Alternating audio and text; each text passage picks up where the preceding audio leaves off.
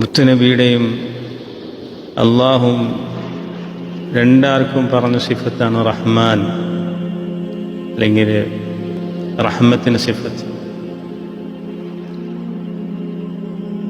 പക്ഷേ നമ്മളെ ഉള്ളിൽ നിന്ന് അത്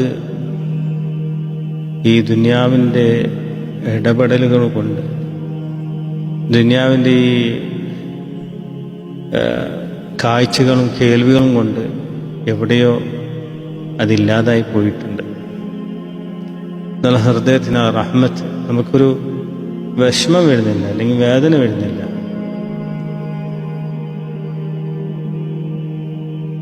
എന്തുകൊണ്ടാണ് സ്വയം ചോദിക്കുക. നമുക്ക് ആ മുഹമ്മദീയ എന്ന സിക്ർ എവിടെയോ മറന്നുപോയിട്ടുണ്ട്.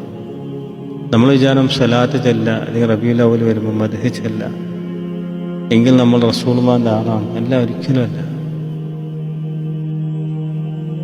നമുക്ക് ഒരാളുടെ വിഷമം, നമ്മുടെ ഹൃദയത്തിന് വിഷമം വരുത്തുന്നില്ലെങ്കിൽ നമുക്കൊരിക്കലും റസൂലുള്ളാഹിന്റെ ആളെന്ന് പറയാൻ പറ്റില്ല. കാരണം റസൂലുള്ളാഹി സ്വല്ലല്ലാഹു അലൈഹി വസല്ലം തങ്ങൾ ഏറ്റവും വലിയ സിഫത്ത് റഹ്മത്തുൽ ലിൽ ആലമീന. തങ്ങളുടെ ഏറ്റവും ഹയാത്ത് കാലത്ത്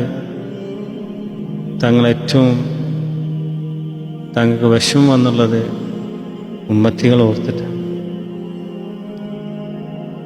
അവർക്ക് വേണ്ടിയാണ് രാത്രികാലങ്ങൾ എഴുന്നേറ്റ് നിസ്കരിച്ച് ദുആ ചെയ്തത്. കാരണം അവരുടെ വേദന, മരണസമയത്ത് പോലും, റൂഹ് പിടിക്കുന്ന സമയത്ത് പോലും മുത്തുനബി ആവശ്യപ്പെട്ടത് ഉമ്മത്തിൻ്റെ സലാമത്തിനെ കുറിച്ച്. ഇനി പലസ്തീനിൽ പട്ടിണി കിടന്നും ഭക്ഷണം കിട്ടാതെയോ മരിച്ചു പോകുന്ന ആളുകൾ പോകുന്ന സ്വർഗത്തിലേക്കാണ്. 3 നേരം അല്ല 5 നേരം ഭക്ഷണം കഴിച്ച് ബാക്കി ഭക്ഷണം വേസ്റ്റാക്കി നിസ്കാരത്തിൻ്റെ പേരിൽ സ്വർഗത്തിൽ കടക്കും എന്ന് വിചാരിക്കുന്ന നമ്മളും പോകേണ്ടത്. അവിടെ എത്തിയിട്ടാണോ നമ്മൾ ചോദിക്കേണ്ടത്, നിങ്ങൾ ഇന്ന് പട്ടിണി കിടന്ന് മരിച്ച ആളുകളല്ലേ, ആ സ്വർഗത്തിലേക്കാണോ നമ്മൾ പോകേണ്ടത്? അവർ